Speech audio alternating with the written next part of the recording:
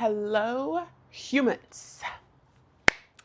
I am here this morning because I have thoughts on the Real Housewives of Beverly Hills, Amanda Frances. Now, I'm not someone who usually is in reality TV scape because it's not usually my thing, but I do love a good Real Housewives of Beverly Hills moment. And I've watched the show on and off for a number of years. This year, I've been watching the show because Amanda Frances is on the show. And you might know that there are many women, I shouldn't say many, there are several women on the show that cast doubt on her business. And I have been thinking about this for a couple of months and I wanted to come forward and say that I was scammed by Amanda Frances. Now, if you define scammed as you bought her product and you enjoy her product, then that's what I would say, that I was scammed by Amanda Frances. Now, I know that's not usually the definition of scam. Let's look up actually the definition of scam because I would be curious to know what it means. Scam is a dishonest, fraudulent scheme designed to trick individuals or businesses out of money, personal information, or assets. So, I wanted to talk about my experience with Amanda Frances's products. I grew up in a household and family that struggled with money. I was one of 6 kids and really did not have a lot of additional income, and it was a one income home. And so I grew up with a certain framework about money. I started running my own business and when I was 19 and always just seemed to struggle with money. And so I, did some work around it. I seemed to improve, but I felt like I constantly hit like, okay, I would hit a financial marker, but then something would come up and I would hit another financial marker and then something would come up. And so I just felt really stuck actually in my goals in life and my financial goals in life. And so I think I've been following Amanda for, I don't even know, maybe a year or two. And finally, it was February 2021. And I don't know if I took a video or if I took a photo, but I remember when I specifically bought the course. And it was a moment for me that I intentionally decided that it was going to reset my, I don't know if I'd even use the word reset. It would be the next level for how I engaged with money.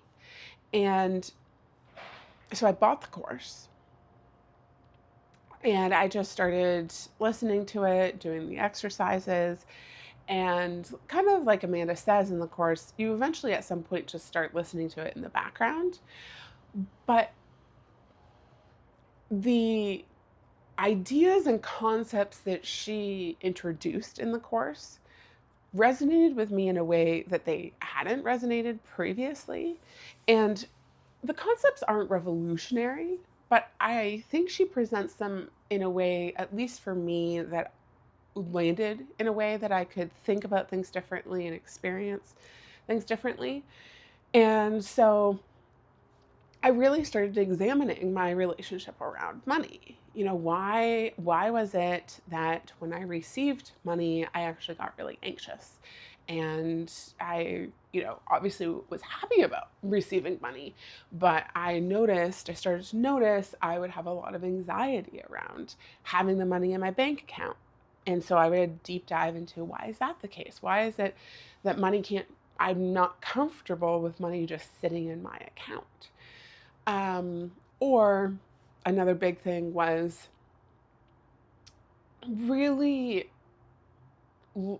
putting trust and belief that my desires are meant for me. And I grew up in a religious background. And so, really believing that the desires I have were meant for me was a foreign concept.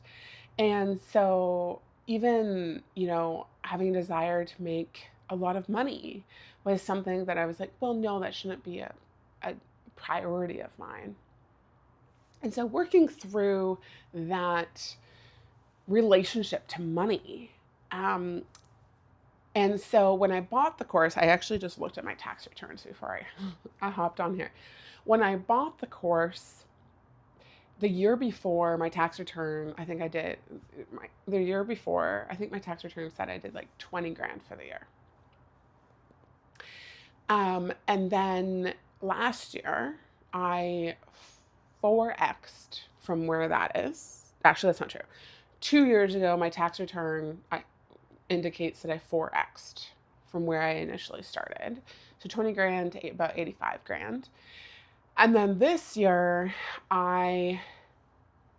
past year, I doubled and more from 80 grand. So last year I did about just shy of 200 grand. And I do run a business, so there's business expenses and stuff like that, but it is a low cost business, so most of it is stuff that comes to me. And I wouldn't have been able to do that if I hadn't been able to have different ideas and concepts that had me think about money and my relationship with money differently. And there's a woman on the show, Bose, who kind of seems to implicate or imply that Amanda is scamming women who are weak or, who kind of don't have the ability to think for themselves. And I have a couple of thoughts about that. One, I think that removes agency that a human being has. So if I decide I want to spend my money doing something, why is it that I'm considered a scam? I think it could be said that, oh, you're selling a dream. That if you take this course, then you'll become rich and famous or whatever it is. But one, I actually disagree with that. But two, I think it removes the agency from the human being. It removes a human being's ownership and agency over their decisions of, this is what I'm choosing to do with my money. This is what's important to me. And so I have, that's one of my thoughts. My other thought is, I think people who are raised around good relationships with money, or just kind of naturally seem to pick it up, I think underestimate the idea and concept of what one idea can change for you. And so one of the things that often resonates with me whenever I listen through Amanda's content is this or something more, this or something more, this or something more. Why not me? Why not me? Why could I not be the one to do 400K this next year? Why not me? And, or the concept of just really realizing how uncomfortable having money was for me, right? And I think somebody who is either raised in a good financial relationship with money, or just as naturally has a good relationship with money and feels comfortable with having money in their account, you don't think about that. But as someone who felt very uncomfortable having money, felt very uncomfortable receiving money from people, and I'm a business owner. So my business relies on me being able to receive money from people. But feeling uncomfortable around that, the one or two ideas that Amanda gave me was so worthwhile, all the money I paid to her and more. And I talk about this often with my friends actually around finances or goals or dreams or whatever it is uh, the one idea can change your life. One different way of thinking can change your life. And so I personally am more than happy to find people, to find things, pay for them that will have me think about things differently. This is why it says you're the sum of the five people around you, is your who you are around impacts you, impacts how you think. And so being around, even if it's just audio and videos, being around people who think differently around finances, around relationships, around money is always worthwhile the money for me, because somebody could say something and I could be, oh, actually, I've never thought about that before. Let me think about thinking about that in a different way. And then I start thinking about how I could, you know, sell, get more clients for my marketing business, or I could think differently about how I could get more clients for a marketing business. I could think differently about how I could provide more value and charge more. I could think differently about money is safe with me and I'm safe with my money. And I don't need to continually live in the fear that I'm going to make wrong financial decisions. And I could make wrong financial decisions. And it's okay. Um, and I had a long conversation with a couple of friends about this a couple of weeks ago around finances. And I just said, I now truly, over the last like 4 years, have developed a relationship with finances that, am I perfect? Am I happy with where I am? No, I want to be different places. But I have a level of trust in myself. And so it allows for a lot more openness and I think opportunities to come to me because I don't have to hold on to money with such a tight fist. And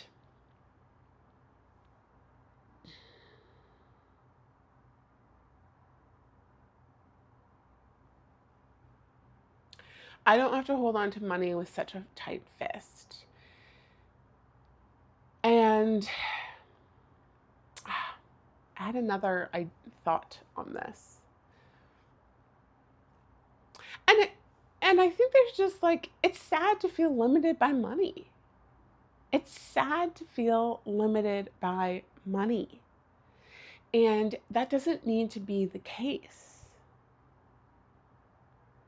I think you can learn to be in relationship with money in that it's not something that needs to be feared. It's not something that needs to be dictated into who and what you are in your life. And I've observed many people close to me and their relationships with money. And I've observed that if there's a feeling of scarcity around money, if there's a feeling of I'm going to get this wrong and I can't mess this up, it impacts what and how they engage in the world. And I just don't want to be that person. And I was thinking about it is I had people who are close to me, and the one partner went into this business. The business declared bankruptcy. And so as a result, the family had to declare bankruptcy. And this was a long time ago, probably like 25 years ago. And it impacted their life for the rest of their lives. The one partner died. It broke up their relationship.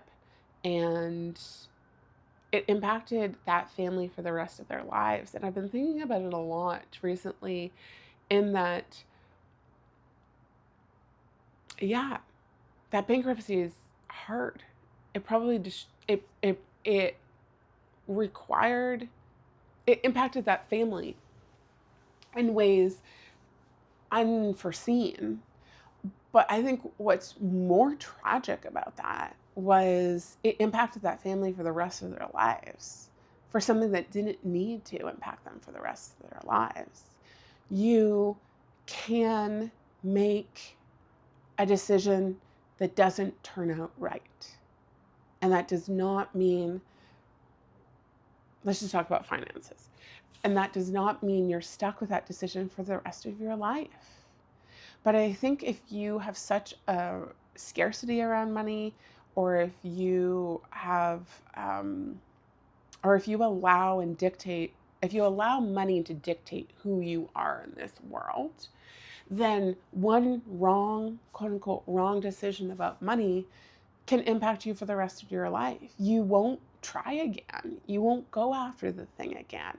You'll be afraid and you'll either not take risks, you'll become sad and miserable, you'll become reclusive, you'll become a shell of who you were and what is possible for you in your life. And it was actually making me quite sad when I was thinking about it recently in regards to that specific family, because I saw it play out. The partner who had the family end up going into bankruptcy, I think, lost their identity, lost who trust in themselves, lost what they thought was possible. And I don't think ever came back from that. And I don't want that in my life.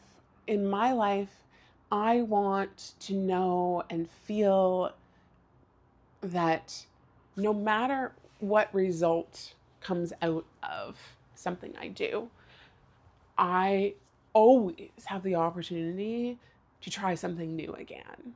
And I think I can embrace that perspective a lot easier because I have a perspective and a dynamic with money where I don't let it dictate who I am.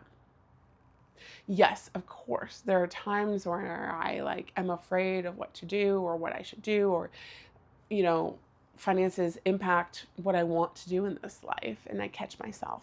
But I fundamentally do not want to be somebody who is limited by the concept of money and have money dictate who I am in this world. If I allowed money to dictate who I am in this world, it would be you're an irresponsible person who doesn't make good financial choices. You can't trust yourself with money. And you know what happens when if I were to believe that, it would continue to perpetuate that cycle over and over and over and over and over again. But I have really shifted that perspective to I am somebody who is trustworthy with money. I may make different decisions around money than other people. I may use money in a different way than people, but I can trust myself with money. I am reliable with money. I welcome money. I uh, I don't have to fear it. I don't have to feel uncomfortable with money sitting in my bank account, because if it's sitting in my bank account, I'm afraid I'm gonna end up using it all and getting back at zero, and then it just perpetuates, and then I find myself at zero. I no longer have to fear that. I can be okay, I'm good with money. And I'm okay, money's there.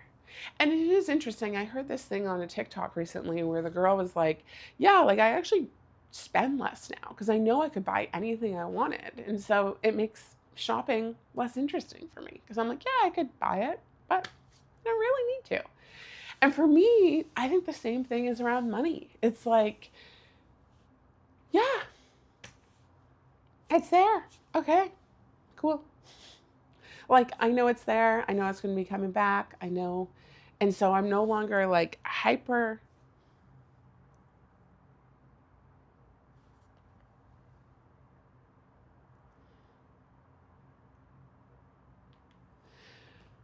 And so I'm no longer hypersensitive around having money in my bank account, having money not in my bank account. It's like I'm I'm good with money. We're good. It's no longer an insecure relationship. Because, we've all been in, or maybe you haven't, but I've definitely been in relationships where I've been insecure. And then as a result of being insecure, I was like, I needed to be around that person more and more and more and more and more because I was insecure in that relationship. But when I am secure in a relationship, I'm like, cool, I'll see you again.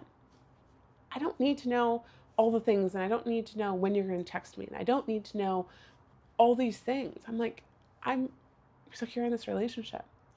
And the same with money is I don't need to be like hyper focused on planning and budgeting and like trying to control money because it's like we're good.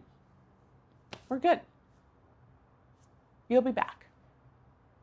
I know that. Okay. Sounds good. I'll see you later. Kind of that type of dynamic. So those are my thoughts. I've been thinking about it a lot as I've been following the season, and I've been having a lot of conversations around money and finances with people. And so I wanted to make this video because it's been really, really, really critical for me in what I've been able to develop and create in my life and welcome in. And so I wanted to share that and give perspective and maybe one thought that has you think differently, because I know that one thought for me has often significantly impacted my life in ways that I wouldn't have known.